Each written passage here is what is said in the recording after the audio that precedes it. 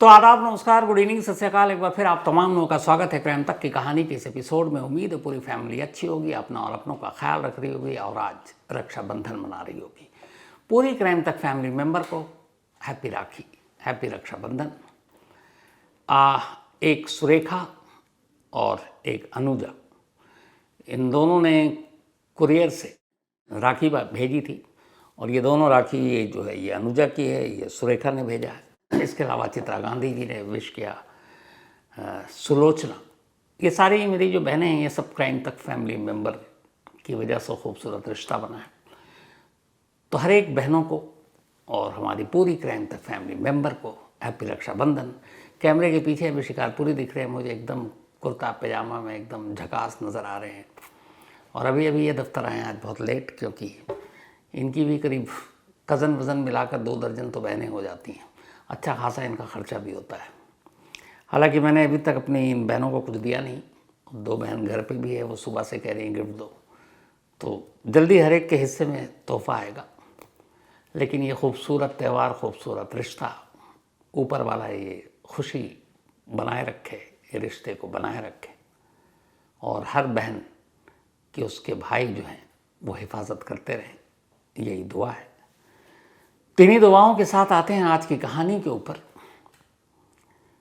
काले नकाब में इस सैनिटेशन वर्कर यानी सफाई कर्मचारी को आप अब तक कितनी बार देख चुके होंगे। पहली बार इस नकाब के पीछे ये शख्स अलग अलग social media, digital media, national media, हर जगह तब नज़र आया जब ये 11 जुलाई को लास्ट मंथ धर्मस्थला के करीब एक कोर्ट पे पहुंचता है गवाही देने के लिए, CRPC 164 के तहत, जो अभी 83 BNS हो चुका है। अब ये चेहरा, हालांकि चेहरा अभी तक किसी ने देखा नहीं है, लेकिन नकाब एक आइडेंटिटी बन चुकी है इस विटनेस की। बात जून के लास्ट वीक की है, तब तक कुछ भी नहीं था इस मामले में। जून के लास्ट वीक में एक शख्स अचानक धर्मस्थला पहुंचता है और वहाँ एक वकील के पास जाता है और उस वकील से कहता है कि मुझे एक पुलिस में कंप्लेंट लिखवानी है और इसीलिए मैं आपके पास आया। वकील साहब कहते हैं अगर कंप्लेंट लिखानी है तो तुम जाओ थाने में और थाने में जाकर लिखा दो। उसने कहा साहब ये कोई छोटी मोटी कंप्लेंट नहीं है, पता नहीं पुलिस वाले लिखेंगे नहीं लिखेंगे, दूसरा लिख लेंगे उसके बाद मेरा क्या होगा, मैं पुलिस स्टेशन से लौट भी पाऊँगा जिंदा कि नहीं, मुझे पता नहीं है।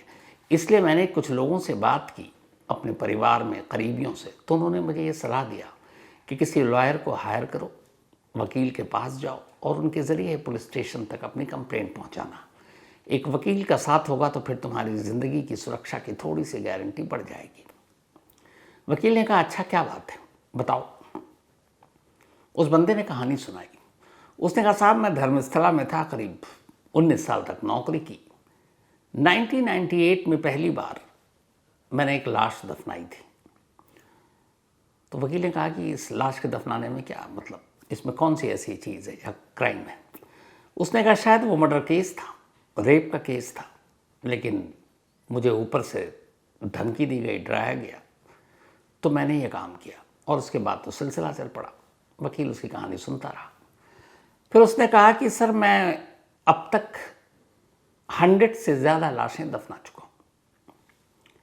वकील ने उसे टोका, बोला 100 से ज़्यादा, तुम शायद कंफ्यूज हो या तो गिनती याद नहीं है, तो ये हो सकता है 10, 20, 10, 20, 50, 1 डजन, 2 डजन।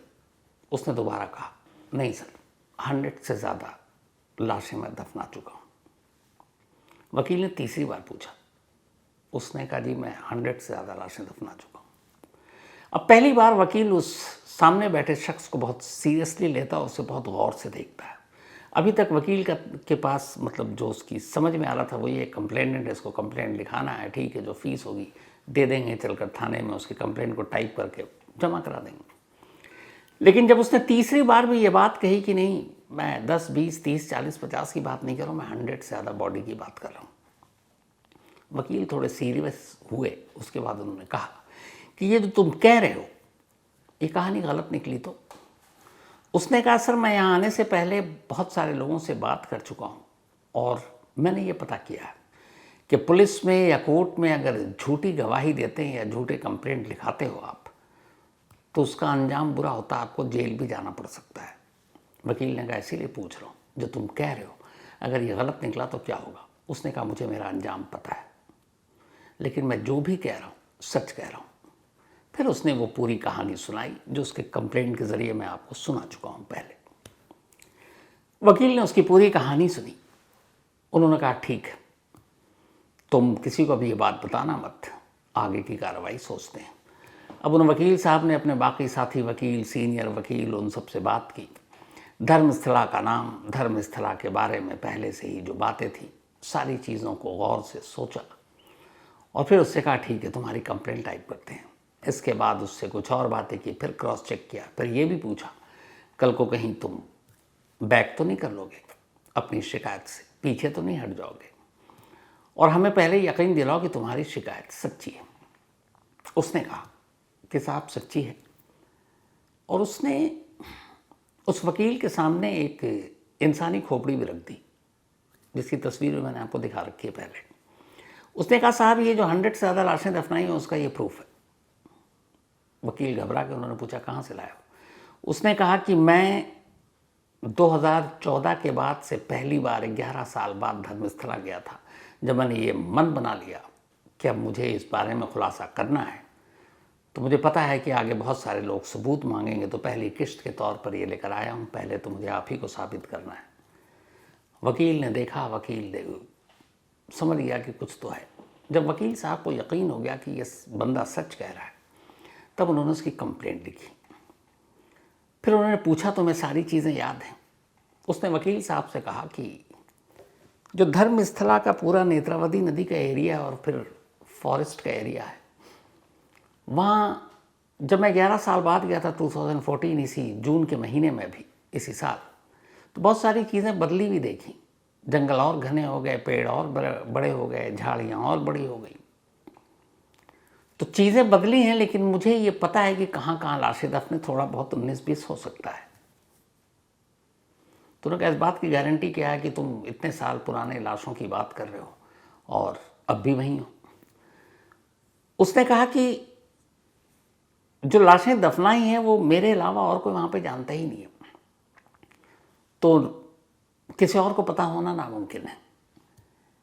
फिर पूछा गया कि क्या पता लाशें निकाल दी गई हों। उसने कहा ये भी नामुमकिन है, इसलिए कि वहाँ इतने जंगल, झाड़ियाँ, सारी चीज़ें हैं कि कौन इतनी जान जोखिम में डालेगा। नहीं निकाली। और फिर यही साबित करने के लिए और यही पुख्ता करने के लिए कि क्या वाकई निकाल दी गई हैं, मैंने एक इंसानी खोपड़ी निकाल कर लाया जहाँ मैंने दफनाई थी। जब वकील साहब पूरी तरह से मुतमईन हो गए उसकी बातों से, उसके बाद उन्होंने कहा ठीक है कंप्लेंट लिखी। वही कंप्लेंट की ये कॉपी जो आपको सुनाई थी। उसके बाद 4 जुलाई 2025 बेलांगड़ी पुलिस स्टेशन पहुंचते हैं वकील साहब इस नकाबपोश गवाह को लेकर, इस सैनिटेशन वर्कर, इस सफाई कर्मचारी को लेकर। पुलिस में कंप्लेंट देते हैं, पुलिस को वो खोपड़ी भी देते हैं। अब कायदे से जब वकील इस तरीके से उसकी बातों से सहमत हो चुके थे, और इतना बड़ा मामला 1, 2, 3 नहीं है, अगर 100 बॉडी की बात कर रहा तो पुलिस को उसी वक्त खड़े हो जाना चाहिए था कि इससे बड़ा केस क्या होगा। लेकिन पुलिस ने ऐसा कुछ नहीं किया। उसने कहा ठीक है आप कंप्लेंट दीजिए, हम देखते हैं।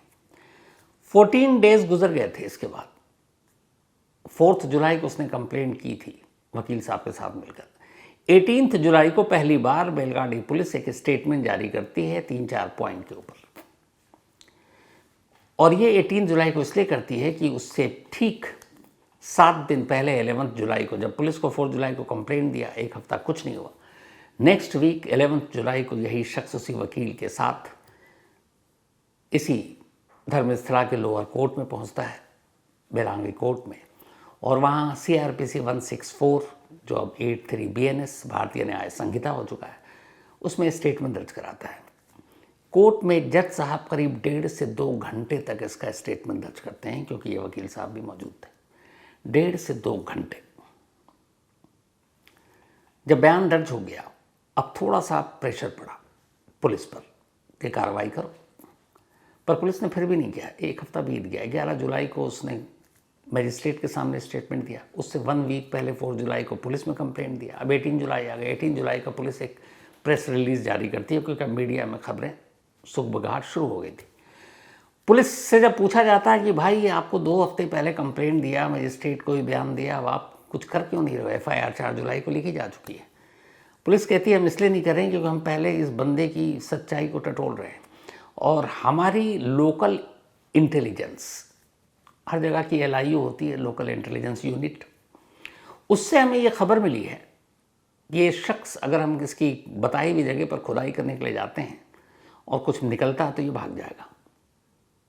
तो इसलिए अभी हम पहले जितना इसको अपने पास सामने रख सकें उतना ही कर रहे हैं ताकि ये भागे नहीं। दूसरा उन्होंने कहा कि लोकल इंटेलिजेंस यूनिट ने यह भी कहा है कि खुदाई होगी तो कुछ निकलेगा।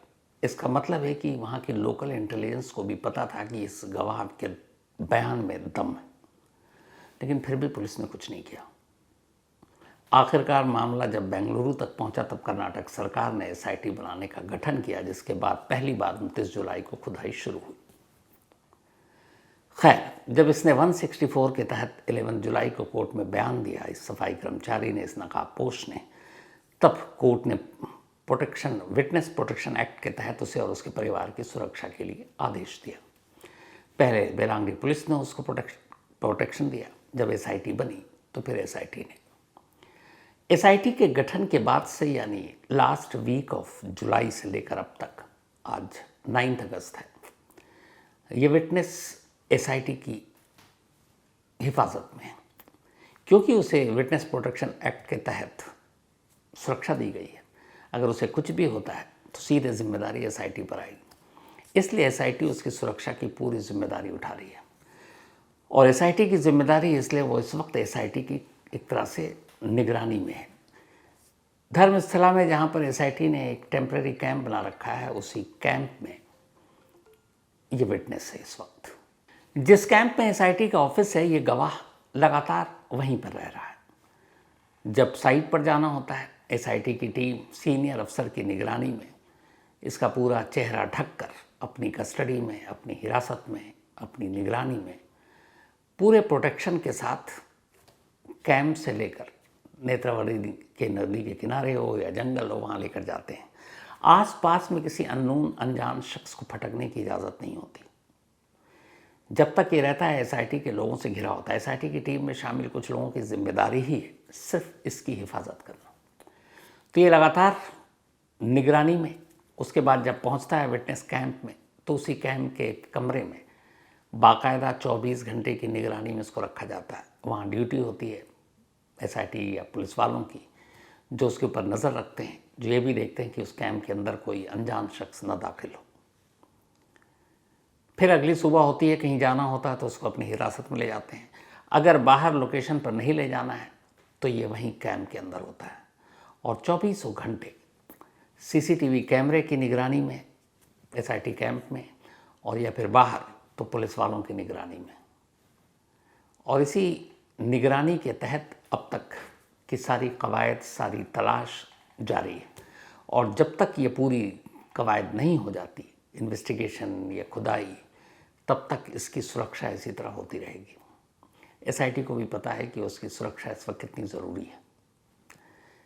ये तो हो गई इस गवाह के रोज़मर्रा के रूटीन की कि अब ये वही है, और जो इसकी परिवार है, इसकी फैमिली है, उसके बारे में भी गुप्त रखा गया कि वो कहाँ है।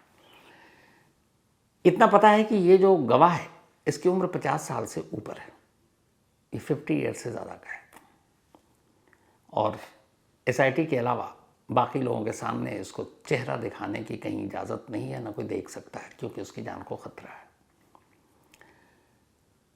अब गवाह की पूरी बात कहाँ से शुरुआत हुई है तो आपको बता दी। सवाल यह है कि थर्सडे और फ्राइडे को साइट नंबर 13, जिस पर हर एक की नज़र थी, पूरे मीडिया की नज़र थी, जहाँ पर यह था कि मांस बरियाली हाउस की खुदाई क्यों नहीं हुई। तो SIT के ज़रिए इस खुदाई में देरी या इसको टाल देने की वजह भी सामने आ गई है। असल में साइट नंबर 13 जो इसने बताया, जहाँ पर वो एक जंगल का एरिया है और वहाँ पर करीब उसके हिसाब से 20 फीट गहराई में गड्ढा खोदना है। 20 फीट काफ़ी होता है। पूछा गया 20 फीट क्यों, तो उसने बताया कि उसमें लाशें कतार से डाली गई थी और इसीलिए गहरा गड्ढा खोदा गया था।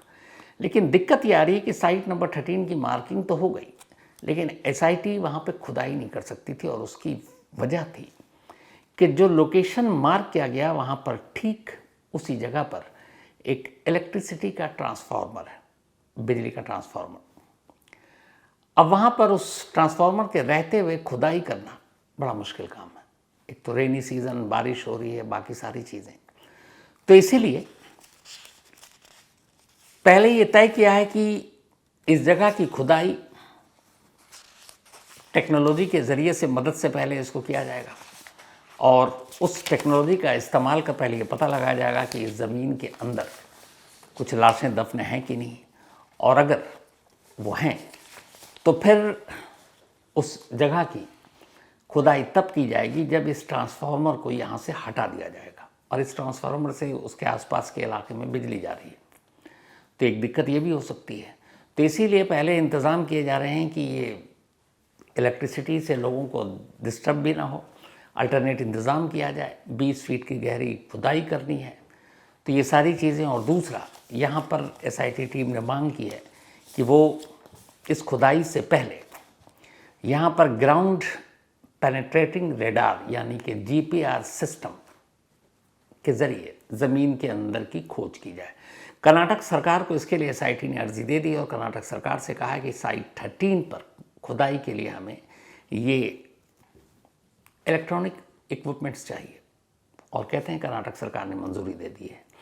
तो साइट नंबर 13 पहली ऐसी जगह होगी जहां जीपीआर यानी ग्राउंड पेनेट्रेटिंग रेडार के ज़रिए देखा जाएगा कि ज़मीन के अंदर लाश या लाशों के अवशेष हैं कि नहीं, और अगर जीपीआर सिग्नल दे देता है कि हाँ हैं, तो इसके बाद फिर वहाँ से ट्रांसफार्मर को हटाया जाएगा, और उसके बाद खुदाई होगी, और इसीलिए ये डिले हो गया।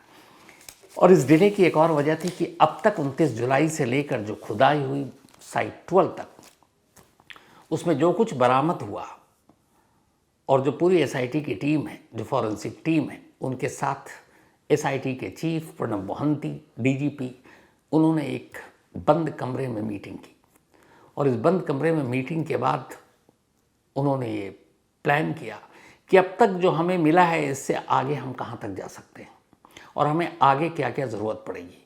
तो दो चीज़ें हुई। एक तो ये कि अब आगे की खुदाई से पहले साइट नंबर 13 के बारे में जो जीपीआर सिस्टम है वो सरकार से लिया जाए।